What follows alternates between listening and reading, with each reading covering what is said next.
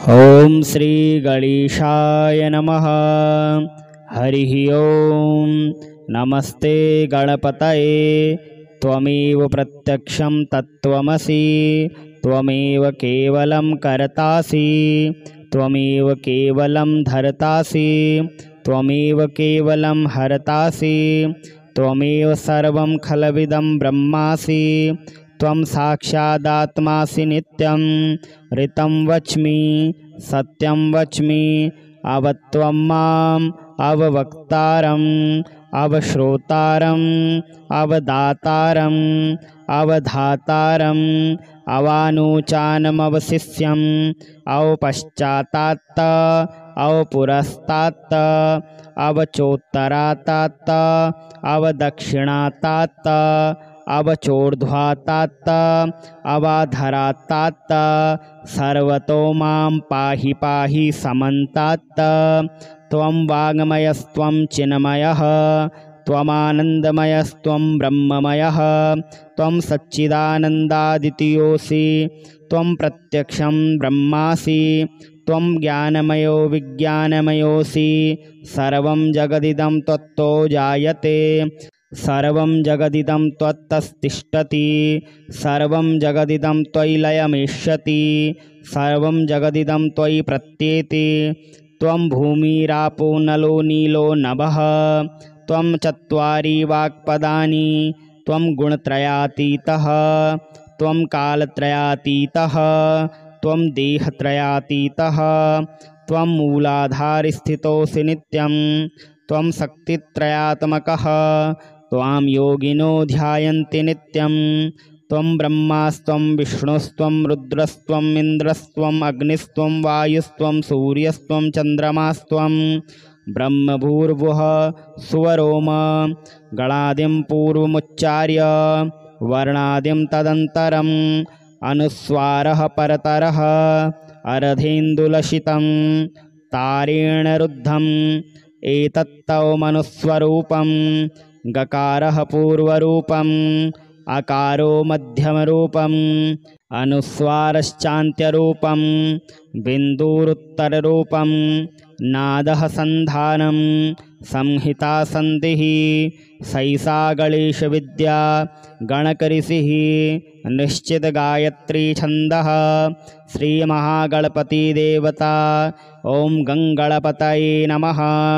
एकदन्ताय विद्महे वक्रतुण्डाय धीमहि तन्नो दन्ती प्रचोदयात्। एकदन्तं चतुर्हस्तं पाशमङ्कुशधारिणम् अभयं वरदं हस्तैर्बिभ्राणं मूषकध्वजं रक्तं लम्बोदरं शूर्पकर्णकं रक्तवाससं रक्तगन्धानुलिप्ताङ्गं रक्तपुष्पैः सुपूजितं भक्तानुकम्पिनं देव जगत्कारणमच्युतम् आविर्भूतं च सृष्ट्यादौ प्रकृतेः पुरुषात् परम् एवं ध्यायति यो नित्यं स योगी योगिनां वरः।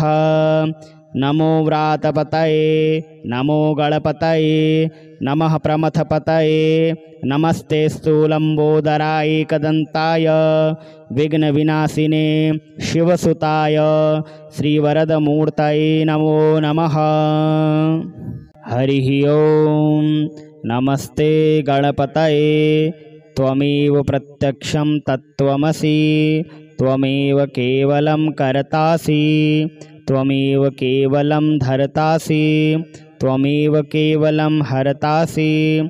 त्वमेव सर्वं खलविदं ब्रह्मासि। त्वं साक्षादात्मासि नित्यं। ऋतं वच्मि सत्यं वच्मि।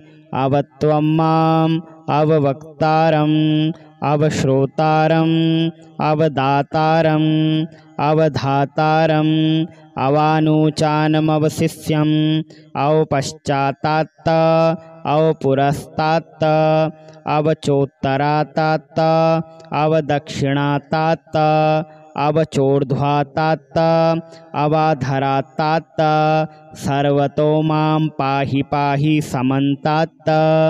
त्वं वाङ्मयस्त्वं चिन्मयः त्वमानन्दमयस्त्वं ब्रह्ममयः त्वं सच्चिदानन्दादितीयोऽसि त्वं प्रत्यक्षं ब्रह्मासि त्वं ज्ञानमयो विज्ञानमयोऽसि सर्वं जगदिदं त्वत्तो जायते सर्वं जगदिदं त्वत्तस्तिष्ठति सर्वं जगदिदं त्वयि लयमिष्यति सर्वं जगदिदं त्वयि प्रत्येति त्वं भूमिरापो नलो नीलो नभः त्वं चत्वारि वाक्पदानि त्वं गुणत्रयातीतः त्वं कालत्रयातीतः त्वं देहत्रयातीतः त्वं मूलाधारस्थितोऽसि नित्यं त्वं शक्तित्रयात्मकः त्वां योगिनो ध्यायन्ति नित्यं त्वं ब्रह्मास्त्वं विष्णुस्त्वं रुद्रस्त्वम् इन्द्रस्त्वम् अग्निस्त्वं वायुस्त्वं सूर्यस्त्वं चन्द्रमास्त्वं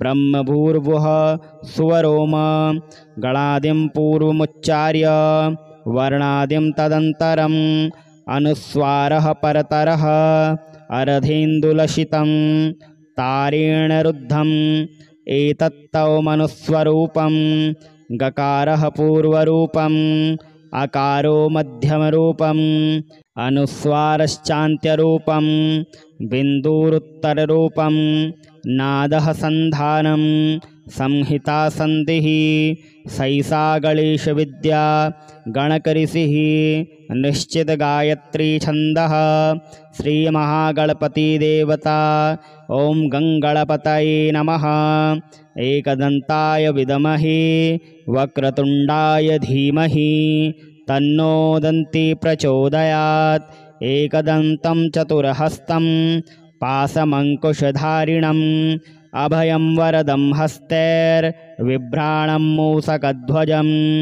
रक्तं लम्बोदरं शूर्पकर्णकं रक्तवाससं रक्तगन्धानुलिप्ताङ्गं रक्तपुष्पैः सुपूजितं भक्तानुकम्पिनं देव जगत्कारणमच्युतम् आविर्भूतं च सृष्ट्यादौ प्रकृतेः पुरुषात् परम् एवं ध्यायति यो नित्यं स योगी योगिनां वरः नमो व्रातपतये नमो गणपतये नमः प्रमथपतये नमस्ते स्थूलम्बोदराय एकदन्ताय विघ्नविनाशिने शिवसुताय श्रीवरदमूर्तये नमो नमः। हरिः ओं।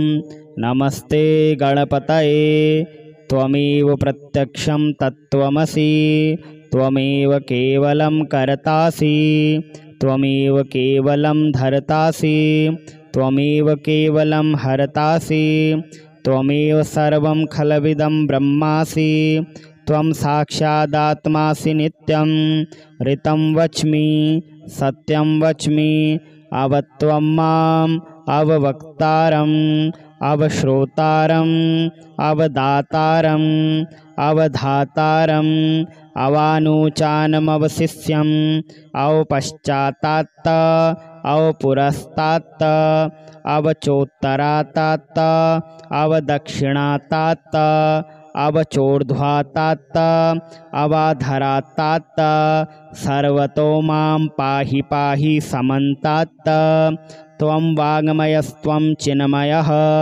त्वमानन्दमयस्त्वं ब्रह्ममयः त्वं सच्चिदानन्दादितीयोऽसि त्वं प्रत्यक्षं ब्रह्मासि त्वं ज्ञानमयो विज्ञानमयोऽसि सर्वं जगदिदं त्वत्तो जायते सर्वं जगदिदं त्वत्तस्तिष्ठति सर्वं जगदिदं त्वयि लयमिष्यति सर्वं जगदिदं त्वयि प्रत्येति त्वं भूमिरापो नलो नीलो नभः त्वं चत्वारि वाक्पदानि त्वं गुणत्रयातीतः त्वं कालत्रयातीतः त्वं देहत्रयातीतः त्वं मूलाधारस्थितोऽसि नित्यं त्वं शक्तित्रयात्मकः त्वां योगिनो ध्यायन्ति नित्यं त्वं ब्रह्मास्त्वं विष्णुस्त्वं रुद्रस्त्वम् इन्द्रस्त्वम् अग्निस्त्वं वायुस्त्वं सूर्यस्त्वं चन्द्रमास्त्वं ब्रह्मभूर्भुवः सुवरोम गणादिं पूर्वमुच्चार्य वर्णादिं तदन्तरम् अनुस्वारः परतरः अर्धेन्दुलसितं तारेण रुद्धम् एतत्तौ मनुस्वरूपं गकारः पूर्वरूपम् अकारो मध्यमरूपम् अनुस्वारश्चान्त्यरूपं बिन्दुरुत्तररूपं नादः सन्धानं संहिता सन्धिः सैसा गणेशविद्या गणकऋषिः निश्चितगायत्री छन्दः श्रीमहागणपतिदेवता ॐ गङ्गणपतये नमः। एकदन्ताय विद्महे वक्रतुण्डाय धीमहि तन्नो दन्ती प्रचोदयात्।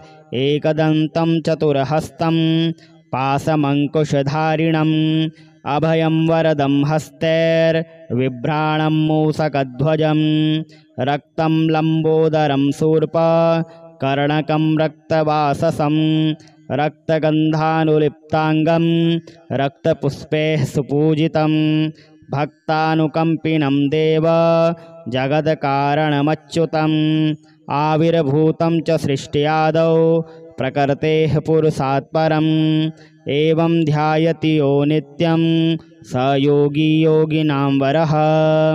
नमो व्रातपतये नमो गणपतये नमः प्रमथपतये नमस्ते स्थूलम्बोदराय एकदन्ताय विघ्नविनाशिने शिवसुताय श्रीवरदमूर्तये नमो नमः। हरिः ओं। नमस्ते गणपतये त्वमेव प्रत्यक्षं तत्त्वमसि त्वमेव केवलं कर्तासि त्वमेव केवलं धर्तासि त्वमेव केवलं हर्तासि त्वमेव सर्वं खलविदं ब्रह्मासि त्वं साक्षादात्मासि नित्यं ऋतं वच्मि सत्यं वच्मि अवत्वं माम् अववक्तारम् अवश्रोतारम् अवदातारम् अवधातारम् अवानुचानमवशिष्यम् अवपश्चात्तात् अवपुरस्तात् अवचोत्तरात् अवदक्षिणात् अवचोर्ध्वात् अवाधरात् सर्वतो मां पाहि पाहि समन्तात्। त्वं वाङ्मयस्त्वं चिन्मयः त्वमानन्दमयस्त्वं ब्रह्ममयः त्वं सच्चिदानन्दादित्योऽसि त्वं प्रत्यक्षं ब्रह्मासि त्वं ज्ञानमयो विज्ञानमयोऽसि सर्वं जगदिदं त्वत्तो जायते सर्वं जगदिदं त्वत्तस्तिष्ठति सर्वं जगदिदं त्वयि लयमिष्यति सर्वं जगदिदं त्वयि प्रत्येति त्वं भूमिरापो नलो नीलो नभः त्वं चत्वारि वाक्पदानि त्वं गुणत्रयातीतः त्वं कालत्रयातीतः त्वं देहत्रयातीतः त्वं मूलाधारस्थितोऽसि नित्यं त्वं शक्तित्रयात्मकः त्वां योगिनो ध्यायन्ति नित्यं त्वं ब्रह्मास्त्वं विष्णुस्त्वं रुद्रस्त्वम् इन्द्रस्त्वम् अग्निस्त्वं वायुस्त्वं सूर्यस्त्वं चन्द्रमास्त्वं ब्रह्मभूर्भुवः सुवरोम गणादिं पूर्वमुच्चार्य वर्णादिं तदन्तरम् अनुस्वारः परतरः अर्धेन्दुलसितं तारेण रुद्धम् एतत्तौ मनुस्वरूपं गकारः पूर्वरूपम् अकारो मध्यमरूपम् अनुस्वारश्चान्त्यरूपं बिन्दुरुत्तररूपं नादः सन्धानं संहिता सन्धिः सैसा गणेशविद्या गणकऋषिः निश्चितगायत्री छन्दः श्रीमहागणपतिदेवता ॐ गङ्गणपतये नमः। एकदन्ताय विद्महे वक्रतुण्डाय धीमहि तन्नो दन्ती प्रचोदयात्। एकदन्तं चतुर्हस्तं पाशमङ्कुशधारिणम् अभयं वरदं हस्तैर्बिभ्राणं मूषकध्वजं रक्तं लम्बोदरं शूर्पकर्णकं रक्तवाससं रक्तगन्धानुलिप्ताङ्गं रक्तपुष्पैः सुपूजितं भक्तानुकम्पिनं देव जगत्कारणमच्युतम् आविर्भूतं च सृष्ट्यादौ प्रकृतेः पुरुषात् परम् एवं ध्यायति यो नित्यं स योगी योगिनां वरः। नमो व्रातपतये नमो गणपतये नमः प्रमथपतये नमस्ते लंबोदराय एकदंताय विघ्नविनाशिने शिवसुताय श्रीवरदमूर्तये नमो नमः। हरिः ओम। नमस्ते गणपतये त्वमेव प्रत्यक्षं तत्त्वमसि त्वमेव केवलं कर्तासि त्वमेव केवलं धर्तासि त्वमेव केवलं हर्तासि त्वमेव सर्वं खलविदं ब्रह्मासि त्वं साक्षादात्मासि नित्यं ऋतं वच्मि सत्यं वच्मि अवत्वं माम् अववक्तारम् अवश्रोतारम् अवदातारम् अवधातारम् अवानुचानमवशिष्यम् अवपश्चात्तात् अवपुरस्तात् अवचोत्तरात् अवदक्षिणात् अवचोर्ध्वात् अवाधरात् सर्वतो मां पाहि पाहि समन्तात्।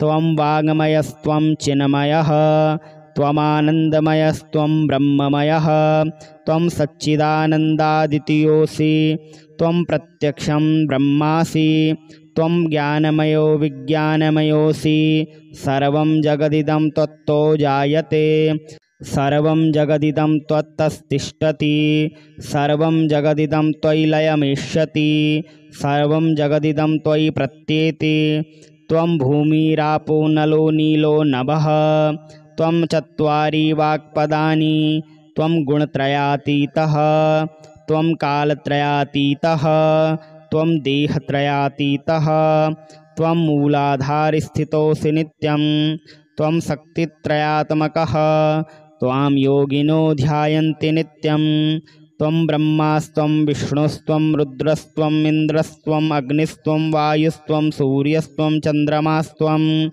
ब्रह्मभूर्भुवः सुवरोम गणादिं पूर्वमुच्चार्य वर्णादिं तदन्तरम् अनुस्वारः परतरः अर्धेन्दुलसितं तारेण रुद्धम् एतत्तव मनुस्वरूपं गकारः पूर्वरूपम् अकारो मध्यमरूपम् अनुस्वारश्चान्त्यरूपं बिन्दुरुत्तररूपं नादः सन्धानं संहिता सन्धिः सैषा गणेशविद्या गणकऋषिः निश्चित गायत्री छन्दः श्रीमहागणपतिदेवता ॐ गङ्गणपतये नमः।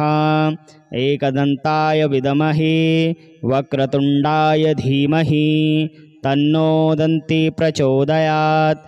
एकदन्तं चतुर्हस्तं पाशमङ्कुशधारिणम् अभयं वरदं हस्तैर्बिभ्राणं मूषकध्वजं रक्तं लम्बोदरं शूर्पकर्णकं रक्तवाससं रक्तगन्धानुलिप्ताङ्गं रक्तपुष्पैः सुपूजितं भक्तानुकम्पिनं देव जगत्कारणमच्युतम् आविर्भूतं च सृष्ट्यादौ प्रकृतेः पुरुषात् परम् एवं ध्यायति यो नित्यं स योगी योगिनां वरः।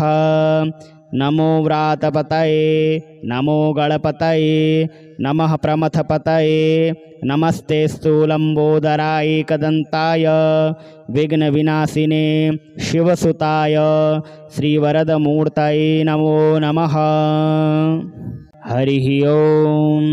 नमस्ते गणपतये त्वमेव प्रत्यक्षं तत्त्वमसि त्वमेव केवलं कर्तासि त्वमेव केवलं धर्तासि त्वमेव केवलं हर्तासि त्वमेव सर्वं खलविदं ब्रह्मासि त्वं साक्षादात्मासि नित्यं ऋतं वच्मि सत्यं वच्मि अवत्वं माम् अववक्तारम् अवश्रोतारम् अवदातारम् अवधातारम् अवानुचानमवशिष्यम् अवपश्चात्तात् अवपुरस्तात् अवचोत्तरात् अवदक्षिणात् अवचोर्ध्वात् अवाधरात् सर्वतो मां पाहि पाहि समन्तात्। त्वं वाङ्मयस्त्वं चिन्मयः त्वमानन्दमयस्त्वं ब्रह्ममयः त्वं सच्चिदानन्दादितीयोऽसि त्वं प्रत्यक्षं ब्रह्मासि त्वं ज्ञानमयो विज्ञानमयोऽसि। सर्वं जगदिदं त्वत्तो जायते सर्वं जगदिदं त्वत्तस्तिष्ठति सर्वं जगदिदं त्वयि लयमिष्यति सर्वं जगदिदं त्वयि प्रत्येति। त्वं भूमिरापो नलो नीलो नभः त्वं चत्वारि वाक्पदानि त्वं गुणत्रयातीतः त्वं कालत्रयातीतः त्वं देहत्रयातीतः त्वं मूलाधारस्थितोऽसि नित्यं त्वं शक्तित्रयात्मकः त्वां योगिनो ध्यायन्ति नित्यं।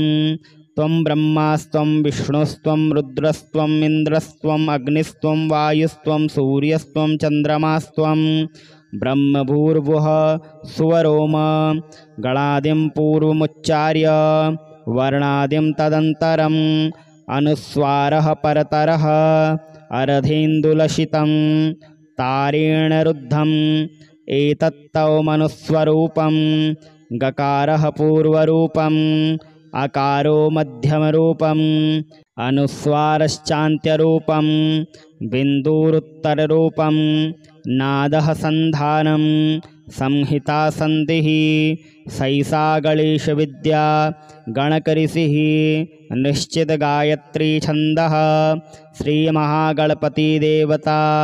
ॐ गङ्गणपतये नमः। एकदन्ताय विद्महे वक्रतुण्डाय धीमहि तन्नो दन्ती प्रचोदयात्। एकदन्तं चतुर्हस्तं पाशमङ्कुशधारिणम् अभयं वरदं हस्तैर्बिभ्राणं मूषकध्वजं रक्तं लम्बोदरं शूर्पकर्णकं रक्तवाससं रक्तगन्धानुलिप्ताङ्गं रक्तपुष्पैः सुपूजितं भक्तानुकम्पिनं देव जगत्कारणमच्युतम् आविर्भूतं च सृष्ट्यादौ प्रकृतेः पुरुषात् परम् एवं ध्यायति यो नित्यं स योगी योगिनां वरः। नमो व्रातपतये नमो गणपतये नमः प्रमथपतये नमस्ते स्थूलम्बोदराय एकदन्ताय विघ्नविनाशिने शिवसुताय श्रीवरदमूर्तये नमो नमः। हरिः ओं। नमस्ते गणपतये त्वमेव प्रत्यक्षं तत्त्वमसि त्वमेव केवलं कर्तासि त्वमेव केवलं धर्तासि त्वमेव केवलं हर्तासि त्वमेव सर्वं खलविदं ब्रह्मासि त्वं साक्षादात्मासि नित्यं ऋतं वच्मि सत्यं वच्मि अवत्वं माम् अववक्तारम् अवश्रोतारम् अवदातारम् अवधातारम् अवानुचानमवशिष्यम् अवपश्चात्तात् अवपुरस्तात् अवचोत्तरात् अवदक्षिणात् अवचोर्ध्वात् अवाधरात् सर्वतो मां पाहि पाहि समन्तात्। त्वं वाङ्मयस्त्वं चिन्मयः त्वमानन्दमयस्त्वं ब्रह्ममयः त्वं सच्चिदानन्दादितीयोऽसि त्वं प्रत्यक्षं ब्रह्मासि त्वं ज्ञानमयो विज्ञानमयोऽसि। सर्वं जगदिदं त्वत्तो जायते सर्वं जगदिदं त्वत्तस्तिष्ठति सर्वं जगदिदं त्वयि लयमिष्यति सर्वं जगदिदं त्वयि प्रत्येति। त्वं भूमिरापो नलो नीलो नभः त्वं चत्वारि वाक्पदानि त्वं गुणत्रयातीतः त्वं कालत्रयातीतः त्वं देहत्रयातीतः त्वं मूलाधारस्थितोऽसि नित्यं त्वं शक्तित्रयात्मकः त्वां योगिनो ध्यायन्ति नित्यं त्वं ब्रह्मास्त्वं विष्णुस्त्वं रुद्रस्त्वम् इन्द्रस्त्वम् अग्निस्त्वं वायुस्त्वं सूर्यस्त्वं चन्द्रमास्त्वं ब्रह्मभूर्भुवः सुवरोम गणादिं पूर्वमुच्चार्य वर्णादिं तदन्तरम् अनुस्वारः परतरः अर्धेन्दुलसितं तारेण रुद्धम् एतत्तौ मनुस्वरूपं गकारः पूर्वरूपम् अकारो मध्यमरूपम् अनुस्वारश्चान्त्यरूपम् बिन्दुरुत्तररूपम् नादः सन्धानं संहिता सन्धिः सैषा गणेशविद्या गणकऋषिः निश्चित गायत्री छन्दः श्रीमहागणपतिदेवता ॐ गङ्गणपतये नमः। एकदन्ताय विद्महे वक्रतुण्डाय धीमहि तन्नो दन्ती प्रचोदयात्। एकदन्तं चतुर्हस्तं पाशमङ्कुशधारिणम् अभयं वरदं हस्तैर्बिभ्राणं मूषकध्वजं रक्तं लम्बोदरं शूर्पकर्णकं रक्तवाससं रक्तगन्धानुलिप्ताङ्गं रक्तपुष्पैः सुपूजितं भक्तानुकम्पिनं देव जगत्कारणमच्युतम् आविर्भूतं च सृष्ट्यादौ प्रकृतेः पुरुषात् परम् एवं ध्यायति यो नित्यं स योगी योगिनां वरः। नमो व्रातपतये नमो गणपतये नमः प्रमथपतये नमस्ते स्थूलम्बोदराय एकदन्ताय विघ्नविनाशिने शिवसुताय श्रीवरदमूर्तये नमो नमः। हरिः ओं। नमस्ते गणपतये त्वमेव प्रत्यक्षं तत्त्वमसि त्वमेव केवलं कर्तासि त्वमेव केवलं धर्तासि त्वमेव केवलं हर्तासि त्वमेव सर्वं खलविदं ब्रह्मासि त्वं साक्षादात्मासि नित्यं ऋतं वच्मि सत्यं वच्मि अवत्वं माम् अववक्तारम् अवश्रोतारम् अवदातारम् अवधातारम् अवानुचानमवशिष्यम् अवपश्चात्तात् अवपुरस्तात् अवचोत्तरात् अवदक्षिणात् अवचोर्ध्वात् अवाधरात् सर्वतो मां पाहि पाहि समन्तात्। त्वं वाङ्मयस्त्वं चिन्मयः त्वमानन्दमयस्त्वं ब्रह्ममयः त्वं सच्चिदानन्दादितीयोऽसि त्वं प्रत्यक्षं ब्रह्मासि त्वं ज्ञानमयो विज्ञानमयोऽसि सर्वं जगदिदं त्वत्तो जायते सर्वं जगदिदं त्वत्तस्तिष्ठति सर्वं जगदिदं त्वयि लयमिष्यति सर्वं जगदिदं त्वयि प्रत्येति त्वं भूमिरापो नलो नीलो नभः त्वं चत्वारि वाक्पदानि त्वं गुणत्रयातीतः त्वं कालत्रयातीतः त्वं देहत्रयातीतः त्वं मूलाधारस्थितोऽसि नित्यं त्वं शक्तित्रयात्मकः त्वां योगिनो ध्यायन्ति नित्यं त्वं ब्रह्मास्त्वं विष्णुस्त्वं रुद्रस्त्वम् इन्द्रस्त्वम् अग्निस्त्वं वायुस्त्वं सूर्यस्त्वं चन्द्रमास्त्वं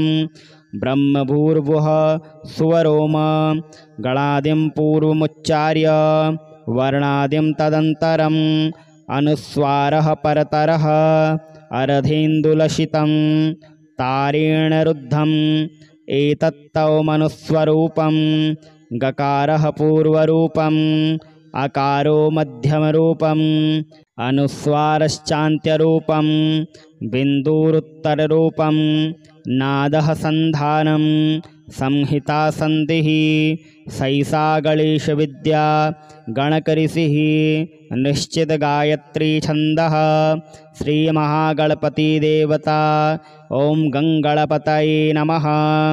एकदन्ताय विद्महे वक्रतुण्डाय धीमहि तन्नो दन्ती प्रचोदयात्।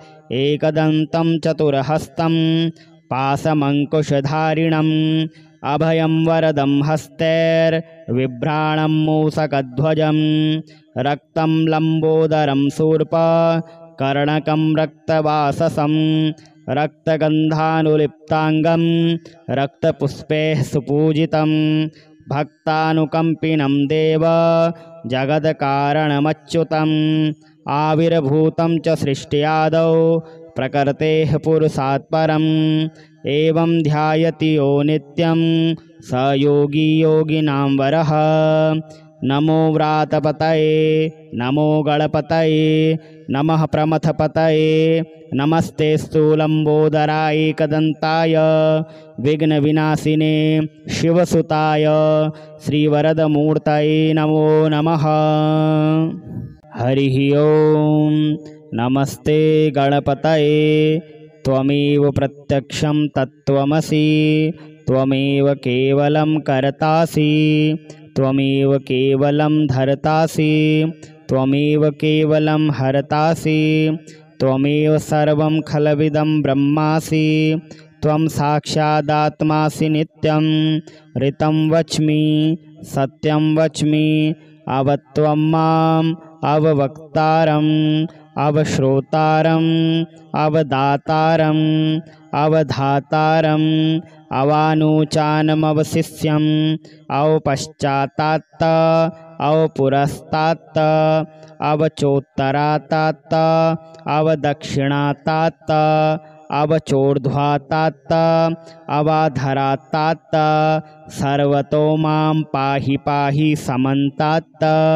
त्वं वाङ्मयस्त्वं चिन्मयः त्वमानन्दमयस्त्वं ब्रह्ममयः त्वं सच्चिदानन्दादितीयोऽसि त्वं प्रत्यक्षं ब्रह्मासि त्वं ज्ञानमयो विज्ञानमयोऽसि सर्वं जगदिदं त्वत्तो जायते सर्वं जगदिदं त्वत्तस्तिष्ठति सर्वं जगदिदं त्वयि लयमिष्यति सर्वं जगदिदं त्वयि प्रत्येति त्वं भूमिरापो नलो नीलो नभः त्वं चत्वारि वाक्पदानि त्वं गुणत्रयातीतः त्वं कालत्रयातीतः त्वं देहत्रयातीतः त्वं मूलाधारस्थितोऽसि नित्यं त्वं शक्तित्रयात्मकः त्वां योगिनो ध्यायन्ति नित्यं त्वं ब्रह्मास्त्वं विष्णुस्त्वं रुद्रस्त्वं इन्द्रस्त्वम् अग्निस्त्वं वायुस्त्वं सूर्यस्त्वं चन्द्रमास्त्वं ब्रह्मभूर्भुवः सुवरोम गणादिं पूर्वमुच्चार्य वर्णादिं तदन्तरम् अनुस्वारः परतरः अर्धेन्दुलसितं तारेण रुद्धम् एतत्तवमनुस्वरूपं गकारः पूर्वरूपम् अकारो मध्यमरूपम् अनुस्वारश्चान्त्यरूपं बिन्दुरुत्तररूपं नादः सन्धानं संहिता सन्धिः सैषा गणेशविद्या गणकऋषिः निश्चितगायत्री छन्दः श्रीमहागणपतिदेवता। ॐ गङ्गणपतये नमः। एकदन्ताय विद्महे वक्रतुण्डाय धीमहि तन्नो दन्ती प्रचोदयात्। एकदन्तं चतुर्हस्तं पाशमङ्कुशधारिणम् अभयं वरदं हस्तैर्बिभ्राणं मूषकध्वजं रक्तं लम्बोदरं शूर्पकर्णकं रक्तवाससं रक्तगन्धानुलिप्ताङ्गं रक्तपुष्पैः सुपूजितं भक्तानुकम्पिनं देव जगत्कारणमच्युतम् आविर्भूतं च सृष्ट्यादौ प्रकृतेः पुरुषात् परम् एवं ध्यायति यो नित्यं स योगी योगिनां वरः। नमो व्रातपतये नमो गणपतये नमः प्रमथपतये नमस्ते स्थूलम्बोदराय एकदन्ताय विघ्नविनाशिने शिवसुताय श्रीवरदमूर्तये नमो नमः। हरिः ओं। नमस्ते गणपतये त्वमेव प्रत्यक्षं तत्त्वमसि त्वमेव केवलं कर्तासि त्वमेव केवलं धर्तासि त्वमेव केवलं हर्तासि त्वमेव सर्वं खलविदं ब्रह्मासि त्वं साक्षादात्मासि नित्यं ऋतं वच्मि सत्यं वच्मि अवत्वं माम् अववक्तारम् अवश्रोतारम् अवदातारम् अवधातारम् अवानुचानमवशिष्यम् अवपश्चात्तात् अवपुरस्तात् अवचोत्तरात् अवदक्षिणात् अवचोर्ध्वातात् अवाधरात् सर्वतो मां पाहि पाहि समन्तात् त्वं वाङ्मयस्त्वं चिन्मयः त्वमानन्दमयस्त्वं ब्रह्ममयः त्वं सच्चिदानन्दादितीयोऽसि त्वं प्रत्यक्षं ब्रह्मासि त्वं ज्ञानमयो विज्ञानमयोऽसि सर्वं जगदिदं त्वत्तो जायते सर्वं जगदिदं त्वत्तस्तिष्ठति सर्वं जगदिदं त्वयि लयमिष्यति सर्वं जगदिदं त्वयि प्रत्येति त्वं भूमिरापो नलो नीलो नभः त्वं चत्वारि वाक्पदानि त्वं गुणत्रयातीतः त्वं कालत्रयातीतः त्वं देहत्रयातीतः त्वं मूलाधारस्थितोऽसि नित्यं त्वं शक्तित्रयात्मकः त्वां योगिनो ध्यायन्ति नित्यं त्वं ब्रह्मास्त्वं विष्णुस्त्वं रुद्रस्त्वम् इन्द्रस्त्वम् अग्निस्त्वं वायुस्त्वं सूर्यस्त्वं चन्द्रमास्त्वं ब्रह्मभूर्भुवः सुवरोम गणादिं पूर्वमुच्चार्य वर्णादिं तदन्तरम् अनुस्वारः परतरः अर्धेन्दुलसितं तारेण रुद्धम् एतत्तव मनुस्वरूपं गकारः पूर्वरूपम् अकारो मध्यमरूपम् अनुस्वारश्चान्त्यरूपं बिन्दुरुत्तररूपं नादः सन्धानं संहिता सन्धिः सैषा गणेशविद्या गणकऋषिः निश्चितगायत्री छन्दः श्रीमहागणपतिदेवता ॐ गङ्गणपतये नमः एकदन्ताय विद्महे वक्रतुण्डाय धीमहि तन्नो दन्ती प्रचोदयात् एकदन्तं चतुर्हस्तं पाशमङ्कुशधारिणम् अभयं वरदं हस्तैर्बिभ्राणं मूषकध्वजं रक्तं लम्बोदरं शूर्पकर्णकं रक्तवाससं रक्तगन्धानुलिप्ताङ्गं रक्तपुष्पैः सुपूजितं भक्तानुकम्पिनं देव जगत्कारणमच्युतम् आविर्भूतं च सृष्ट्यादौ प्रकृतेः पुरुषात् परम् एवं ध्यायति यो नित्यं स योगी योगिनां वरः नमो व्रातपतये नमो गणपतये नमः प्रमथपतये नमस्ते स्थूलम्बोदराय एकदन्ताय विघ्नविनाशिने शिवसुताय श्रीवरदमूर्तये नमो नमः।